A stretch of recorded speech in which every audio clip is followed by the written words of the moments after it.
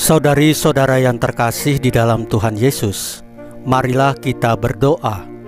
Doa yang diajarkan oleh Tuhan Yesus sendiri, dalam nama Bapa dan Putra dan Roh Kudus. Amin.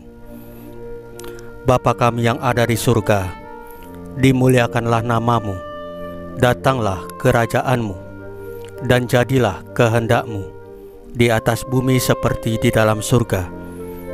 Berilah kami rejeki pada hari ini, dan ampunilah kesalahan kami, seperti kami pun mengampuni yang bersalah kepada kami.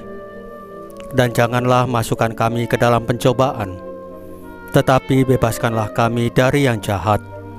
Ya Roh Kudus, hadirlah saat ini untuk memimpin dan membimbing kami dalam membaca firman Tuhan Yesus dan merenungkannya, sehingga kami dapat mengerti maknanya dan dapat kami laksanakan dalam hidup kami sehari-hari di tengah masyarakat kami.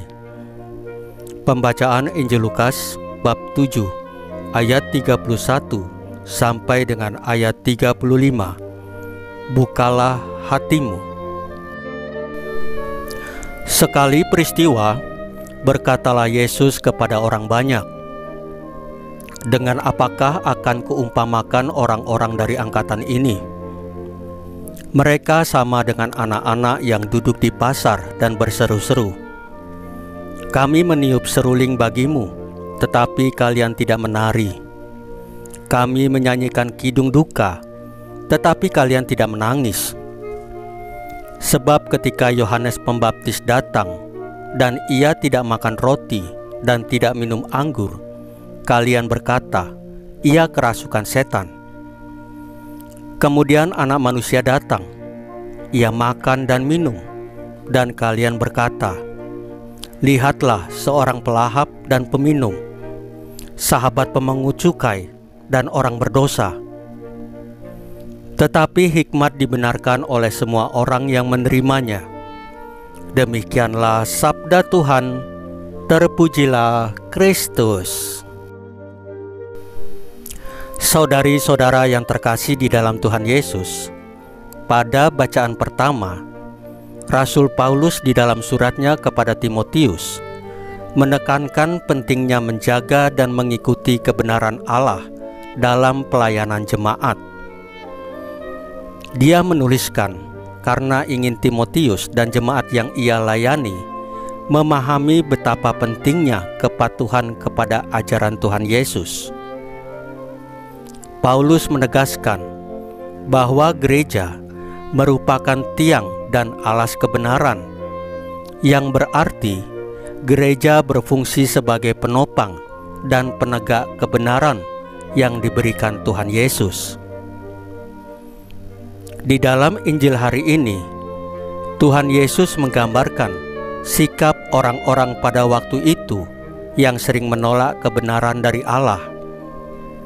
Mereka seperti anak-anak yang tidak tahu terima kasih atas kasih karunia yang Allah berikan. Hal ini menunjukkan betapa keras hati mereka dalam menerima kebenaran yang Allah berikan melalui hamba-hambanya. Sebagai umat Katolik, kita diajak untuk tidak seperti orang-orang pada waktu itu. Kita perlu membuka hati dan pikiran kita untuk menerima ajaran Allah yang diberikan melalui kitab suci dan pelayanan gereja. Kita perlu mengenal dan menghargai rahasia keagungan Allah yang telah menyatakan diri dalam tubuh yang fana, yaitu Yesus Kristus, dan kemudian menjalani hidup kita sesuai dengan kehendak-Nya. Marilah kita mohon kepada Tuhan Yesus agar kita senantiasa dapat membuka hati dan pikiran kita untuk mengakui kebenaran yang Dia berikan. Semoga kita tidak seperti anak-anak dalam perumpamaan Tuhan Yesus, melainkan menjadi umat yang sungguh-sungguh menghargai kasih karunia dan kebenaran dari Bapa di surga. Saudari-saudara yang terkasih di dalam Tuhan Yesus, Marilah kita berdoa.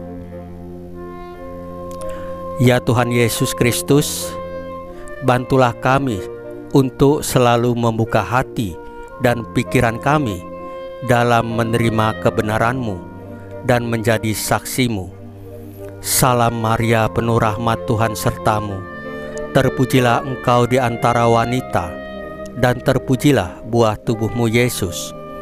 Santa Maria Bunda Allah, doakanlah kami yang berdosa ini, sekarang dan waktu kami mati. Ya Tuhan Yesus, tambahkanlah iman kami hanya kepadamu saja, karena hanya Engkaulah Tuhan dan Juru Selamat kami satu-satunya, tidak ada yang lain. Dalam nama Bapa dan Putra dan Roh Kudus. Amin. Saudari-saudara yang terkasih di dalam Tuhan Yesus, bacaan firman dan renungan hari ini sudah selesai. Tuhan Yesus memberkati kita semua.